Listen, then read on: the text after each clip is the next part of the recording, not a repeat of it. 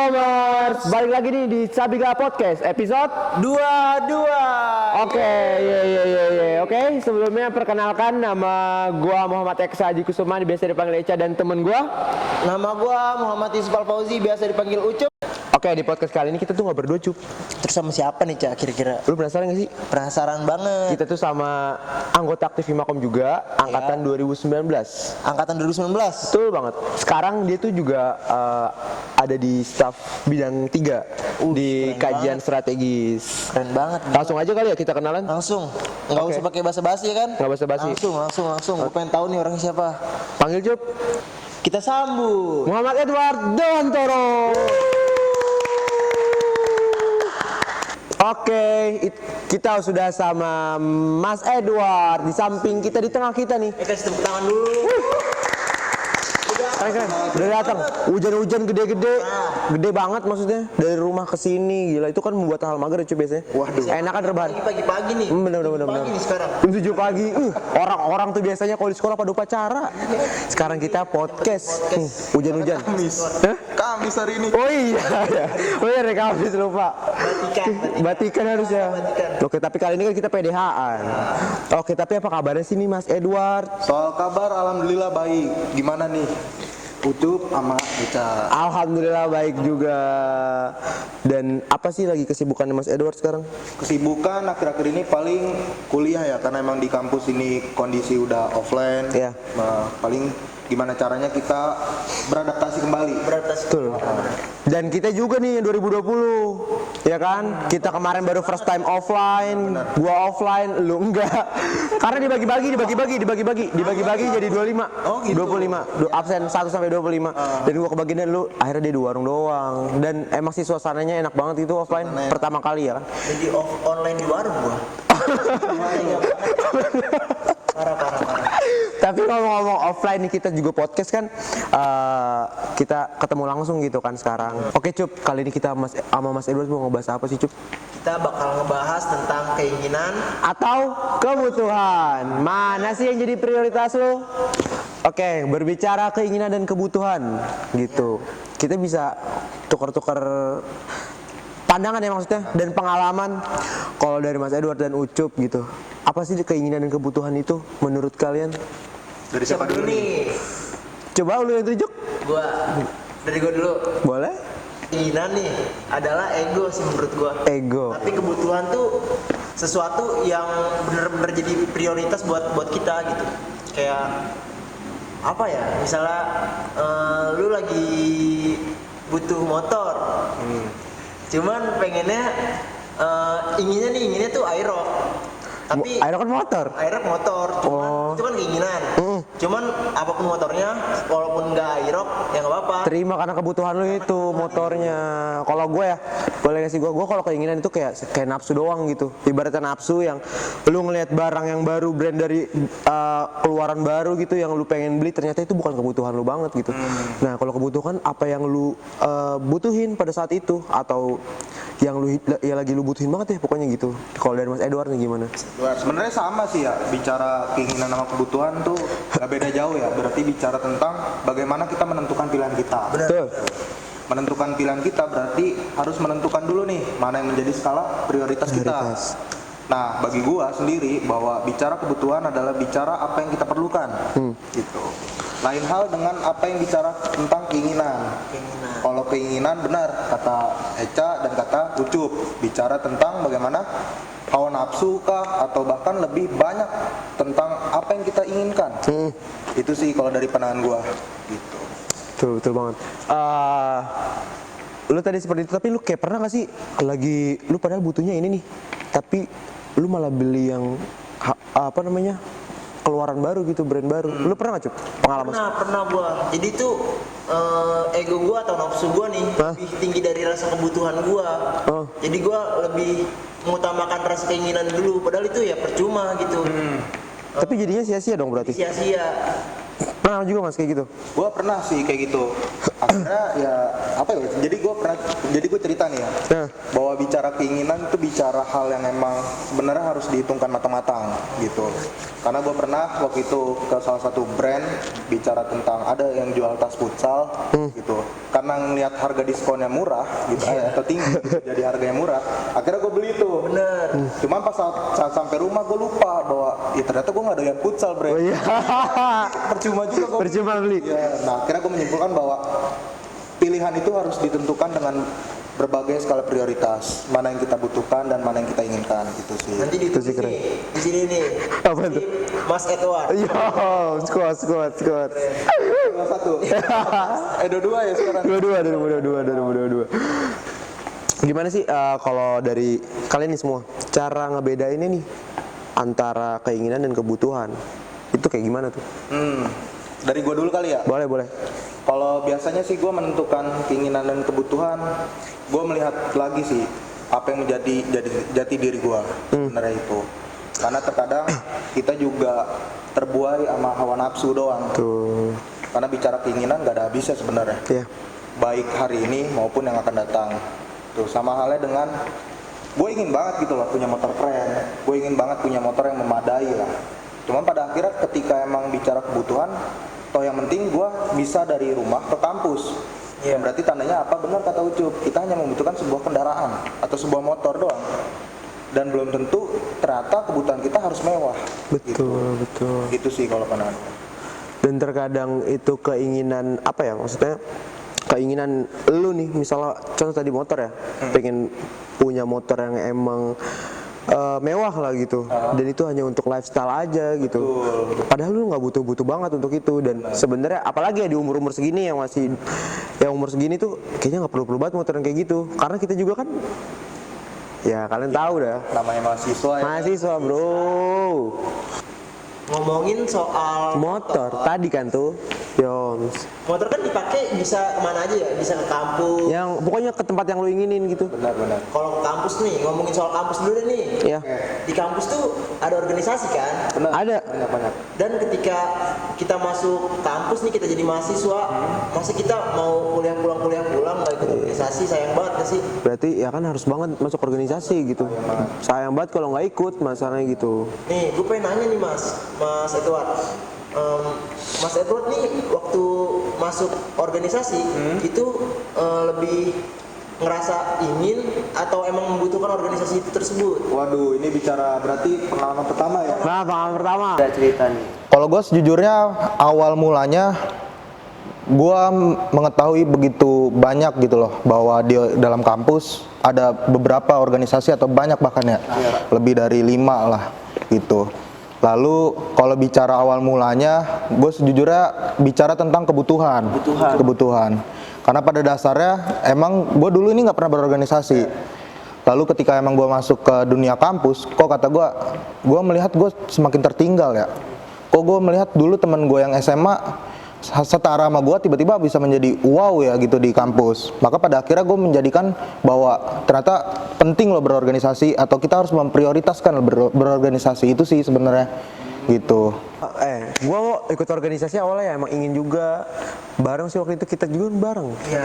Inginnya bareng ya kan, tapi Ingin doang. dan akhirnya nyemplung. Iya. Jujur kalau gue tuh karena ada temen, jadi pengen ikut gitu. Dan kita bareng-bareng waktu itu. Makin kesini ngerasa butuh. Ya, tapi awal waktu gue SMK juga, gue udah ada keinginan memang gue harus ikut organisasi nih, karena gue gak pernah ikut organisasi sama kayak lu gitu. Tapi di kuliah kayaknya gue sayang gak ikut organisasi gitu, dan kayak lebih menarik bagi gue gitu. Dan akhirnya teman-teman teman-teman tongkrongan yang bareng waktu itu dia juga pada mau masuk organisasi, dan akhirnya ya udah ayo kita masuk bareng dan nyemplung bareng ibaratnya. Dan gue merasakan, terutama gue Ucup ya mungkin ya, merasakan kenyamanan di situ, dan akhirnya berproses sampai sekarang kayak gitu. Rasain banget ya rasa kekeluargaan. Keluarga banget. Duh, keren. Masuk Himako. Yang penting gini sih paling ya, ketika emang kita udah menjadikan bahwa atau kita sama-sama mengamini lah ya bahwa masuk ke organisasi adalah suatu kebutuhan. Paling gue sedikit garis bawahi untuk teman-teman yang emang nggak apa-apa, it's okay kalau emang awal mulanya merasa kecemplung kah tadi bahasanya, atau merasa ikut-ikut aja gitu. Kalau emang udah kecemplung ataupun ikut-ikut aja, jangan setengah-setengah gitu loh. Analoginya kalau kita udah terjun, ya berenang sekalian, Iya. kita finish gitu. Ngomongin soal organisasi. Kenapa tuh Ucu? Organisasi. Hmm. Dalam organisasi ini pernah ngalamin masalah nggak sih mas? Ngalamin masalah. Iya. Ngalamin sih ada, justru malah ngalamin masalah itu bagi gua sebagai tantangan, terutama di awal. Oh tantangan. Awal-awal itu apa sih masalahnya? Karena seringkali bahwa yang gak usah jauh-jauh ya kita bicara perjalanan organisasi ya, bicara di awalnya aja bagaimana kita diizinkan sama orang tua kita, atau bagaimana kita lebih menguras waktu kita di dalam organisasi. Makanya sempat bahwa ada bahasan atau ada permasalahan dalam tiap individu yang berorganisasi, awal mulanya adalah perihal perizinan, perihal orang tua. diperbolehkan atau tidak Iya. diperbolehkan gitu. Cuman pada akhirnya gue belajar gitu dari situ bahwa orang tua dan organisasi itu bukan suatu pilihan, Betul. atau keluarga dan organisasi itu bukan suatu pilihan, karena bukan harus dipilih salah satu, tapi harus dijalani dua-duanya gitu. Dan orang tua itu jangan apa ya, gue punya pengalaman itu jangan dilawan. Cukup lu melawan teman lu, jangan sampai orang tua lu. Bahasa kasar kayak gitu. Iya. Karena terkadang orang tua tuh hanya butuh diyakinkan untuk bagaimana kalian tuh punya waktu juga berproses, mencari ilmu segala macam. Karena jujur aja, mencari ilmu di dunia kelas itu nggak sebanyak tentang mencari ilmu di luar. Catat teman-teman, mencari ilmu di dunia kelas. Tidak apa tadi mas Bul? Tidak banyak banyak mencari ilmu di luar. Dua. Tuh. Sini ada nih nanti. Tapi juga ini sih banyak banget tuh kayak misalnya emang baru masuk organisasi yang takut banget buat gue takut nih waktu gue keganggu buat organisasi yang sibuk rapat segala macam, padahal kan itu balik lagi ke orangnya nggak sih? Balik lagi ke orangnya gitu. Karena gini loh, kalau mau bicara tentang hidup lu mau merdeka ke depannya, maka ya lu harus relakan dulu kemerdekaan lu. Gitu. Kalau bagi gua ya. Karena kan ada peribahasa juga, berakit-rakit ke hulu, Berenang ke tepian. Ke ketepian. Lu apa tadi? Kemudian salah lu. Kemudian tuh yang bisa ngelawak biasanya. Komedian. Itu komedian salah. gitu sih. Bisa nggak sih kayak misalkan organisasi ini adalah kewajiban dari kita yang udah masuk organisasi dan berbicara keinginan gitu di saat nih, pernah nggak sih berbicara ini aja ya pengalaman, pernah nggak sih gitu kalian lagi ada kegiatan dalam organisasi ternyata ada keinginan atau ada keperluan kalian di luar organisasi, itu pernah nggak? Waduh. Pernah nggak? Gimana? Dan gimana cara mengatasinya gitu dari masalah tersebut? Dari Mas Bul dulu deh. Oh, dari Mas gua. Bul. Boleh. Jujur aja pernah, bahkan gue sempat berpikir ya pada saat itu bahwa kayaknya rasa-rasanya badan gue kurang deh kalau cuma satu.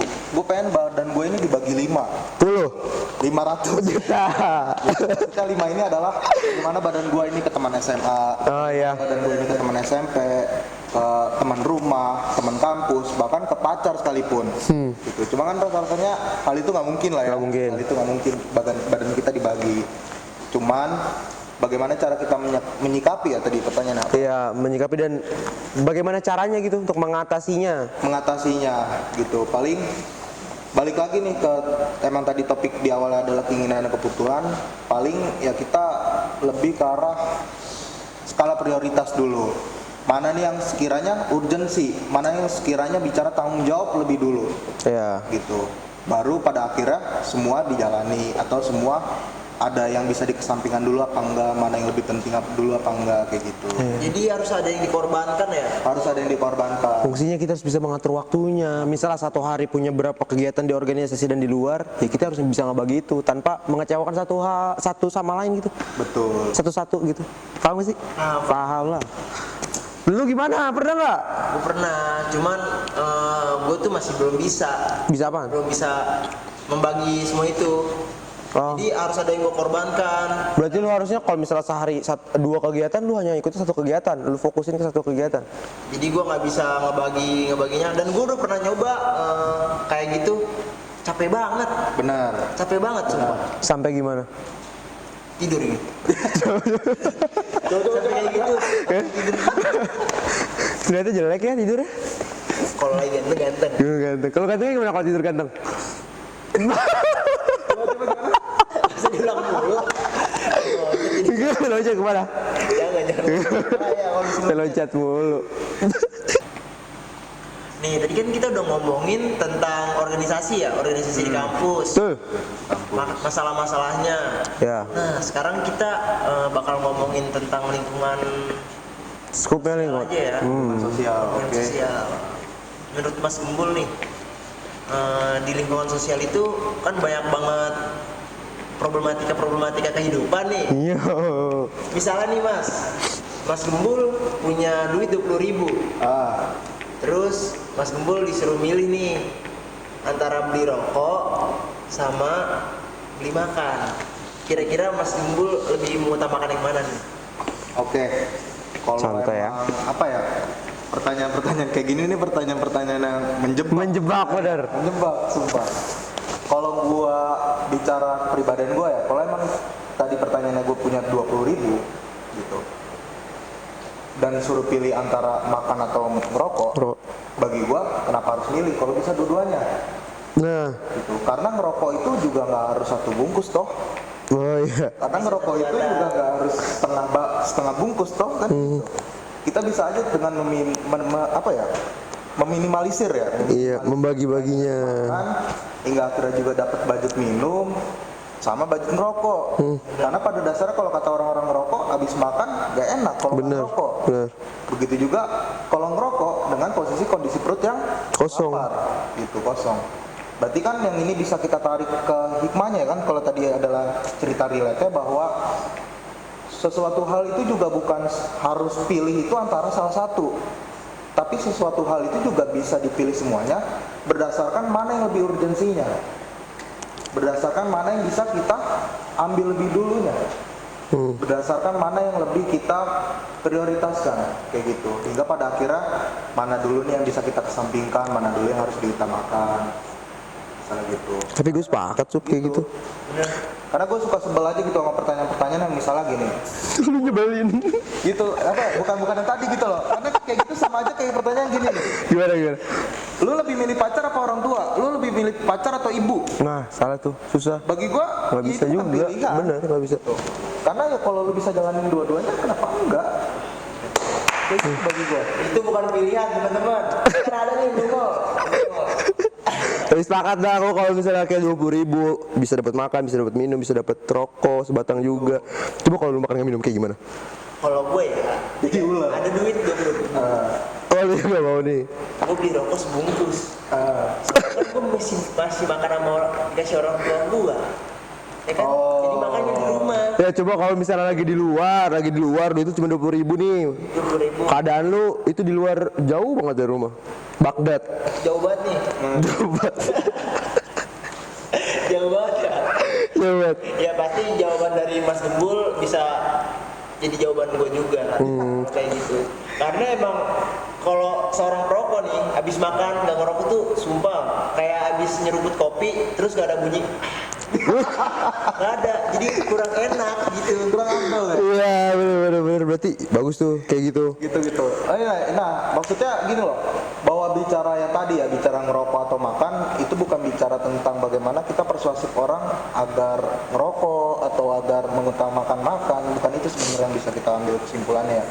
Bahwa ini kalau analoginya di organisasi, maka ketika ada pertanyaan dihadapkan tentang milih organisasi atau keluarga di rumah gitu, bahwa ya kita bisa pada akhirnya kita utamakan organisasi dulu hingga akhirnya pulang juga jangan pulang itu dalam keadaan useless.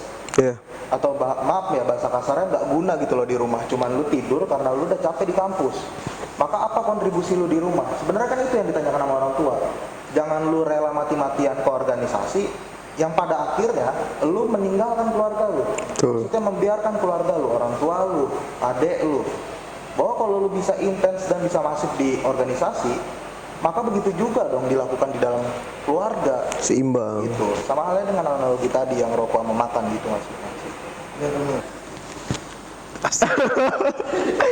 Iya, tapi kan kadang-kadang nih ya, nih orang-orang tuh atau ada beberapa orang yang keinginannya, kebutuhannya itu sama-sama terpenuhi gitu. Dan solusinya gimana nih Bu? Dari Mas Edward sama lu, Cup, ada nggak mungkin solusi-solusinya untuk menyelesaikannya gitu?